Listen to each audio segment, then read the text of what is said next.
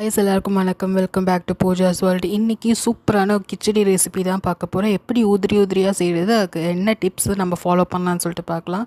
இதுக்கு பார்த்திங்கன்னா நான் ஒரு 2 வெங்காயம், ஒரு பழுத்த நாட்டு தக்காளி, அதுக்கப்புறமா பச்சை மிளகா 2 ஸ்லிட் பண்ணி வச்சுருக்கேன். அது கூட பட்டாணி வேக வச்சு வச்சுருக்கேன். பீன்ஸும் கேரட்டும் நல்லா பொடியாக கட் பண்ணி வச்சுருக்கேன்.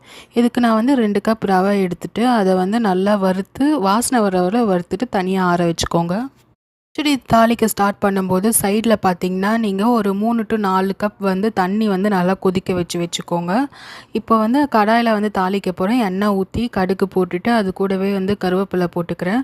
அதுக்கப்புறமா பார்த்திங்கன்னா வெங்காயம் போட்டுட்டு பச்சை மிளகா கடலைப்பருப்பு எல்லாம் போட்டு நல்லா வதக்கி எடுத்துக்கிறேன். கூடவே பார்த்திங்கன்னா கேரட்டு, பீன்ஸு, பட்டாணி வேக வச்சது போட்டு மஞ்சத்தூள், உப்பு போட்டுட்டு நம்ம இந்த கொதிக்க வச்சுருக்க தண்ணியை வந்து இதில் ஆட் பண்ணி லம்ஸ் இல்லாமல் இதில் ஆட் பண்ணி ஒரு 5 நிமிஷம் சிம்மில் வச்சு தட்டு போட்டு மூடி எடுத்திங்கன்னா உதிரி உதிரியான கிச்சடி வந்து ரெடி ஆகிடும். பிடிச்சிருந்தா லைக், ஷேர், சப்ஸ்கிரைப்.